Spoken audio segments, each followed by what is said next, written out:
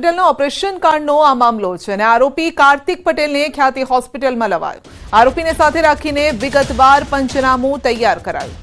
હોસ્પિટલનો ચેરમેન કાર્તિક પટેલ જેની ઓફિસમાં તપાસ કરાઈ। કાર્તિક ચેમ્બરમાંથી 7 ફાઇલ અને અલગ અલગ કાર્તિકની સિગ્નેચરવાળા ચેક પણ કબજે કરાયા છે। ચેરમેન કાર્તિકના ચેક અગાઉ પકડાયેલ ડાયરેક્ટર ચિરાગ રાજપૂત સાથે રાખતો હતો। 1.5 કલાક સુધી હોસ્પિટલની અલગ અલગ ચેમ્બરમાં જઈને તપાસ હાથ ધરાઈ। હાલ ક્રાઇમ બ્રાન્ચે વધુ તપાસ પણ હાથ ધરી છે।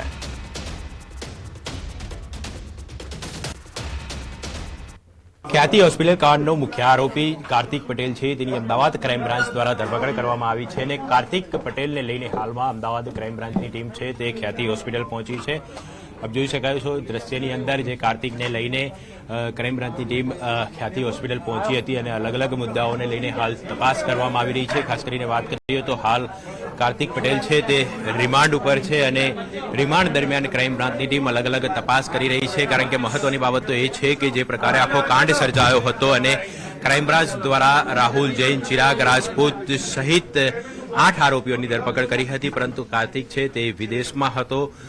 જે દિવસે એફઆઈઆર દાખલ થઈ હતી ત્યારથી તે વિદેશમાં હતો અને દુબઈથી પરત ફર્યો ત્યારે તેની ધરપકડ કરી લેવામાં આવી છે અને હાલમાં ખાસ કરીને જે અગાઉના આરોપીઓની પૂછપરછ દરમિયાન કાર્તિકની ભૂમિકા સ્પષ્ટ સામે આવી હતી તે મુદ્દાઓને લઈ તપાસ કરવામાં આવી રહી છે। હોસ્પિટલમાં ખોટ બતાવવામાં આવતી હતી તો આ ખોટ કેવી રીતે બતાવવામાં આવતી હતી, કઈ રીતે રાહુલ જૈન જે તેનો સીએનું કામકાજ સંભાળતો હતો તે કઈ રીતે આખું મેનેજ કરતો હતો, કાર્તિકના ઇશારે શું કામ કરવામાં આવતું હતું કારણ કે અગાઉના જે ડોક્ટરો હતા, અગાઉના જે નિવૃત્ત અહીંયાથી જે કર્મચારીઓ છે પોતે નોકરી છોડીને જતા રહ્યા હતા તેઓ પણ કહેતા હતા કે કાર્તિક પટેલ છે તે ઓપરેશન કરવા માટે દબાણ કરતો હતો। એટલે આ પ્રકારના અલગ અલગ મુદ્દાઓ છે તેને લઈને હાલમાં ક્રાઇમ બ્રાન્ચની ટીમ છે તે કાર્તિક પટેલની પૂછપરછ કરી રહી છે અને હોસ્પિટલ પર તેને લઈને પહોંચી છે ત્યારે અલગ અલગ જગ્યાઓ પર અલગ અલગ ઓફિસો ઉપર પણ તપાસ કરવામાં આવશે અને અગાઉ પણ ક્રાઇમ બ્રાન્ચની ટીમ દ્વારા આ જ હોસ્પિટલ ઉપરથી ડિજિટલ ઉપરાંત જે દસ્તાવેજો પણ જપ્ત કરવામાં આવ્યા છે। જે ડિજિટલ પુરાવા છે તે પણ એફએસએલમાં મોકલવાની કામગીરી કરવામાં આવી છે અને તેમાંથી પણ કેટલાક મહત્વના પુરાવો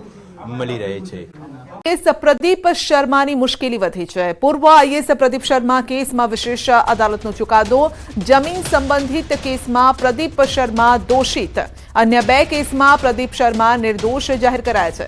સરકારી અધિકારી તરીકે સત્તાના દુરુપયોગ મામલે દોષિત કરાર, પોતે અને પોતાના પરિવારને આર્થિક લાભ કરાવવા મામલે દોષિત। થોડીવારમાં કોર્ટ સંભળાવશે સજા। વધુ અપડેટ મેળવીશું સંવાદદાતા મૌલિક પાસેથી। જી મૌલિક, પ્રદીપ શર્માની મુશ્કેલી વધી શકે છે? સરકારી જમીન પર લાભ અપાવવા બાબતે જે કેસ દાખલ થયો હતો અત્યારે હાલ કેસની સુનાવણી અમદાવાદ ગ્રામ્ય કોર્ટમાં ચાલી રહી છે। સ્પેશિયલ કોર્ટ સમક્ષ આ સુનાવણી થઈ જે દરમિયાન તેમને દોષિત ઠેરવવામાં આવે છે પરંતુ 3 કેસની ટ્રાયલ જે છે તે એક સાથે ચાલતી હતી। તે પૈકીના ઇન્ડિવિજ્યુઅલ જે કેસ છે જેમાં તેમને દોષિત ઠેરવવામાં આવે છે।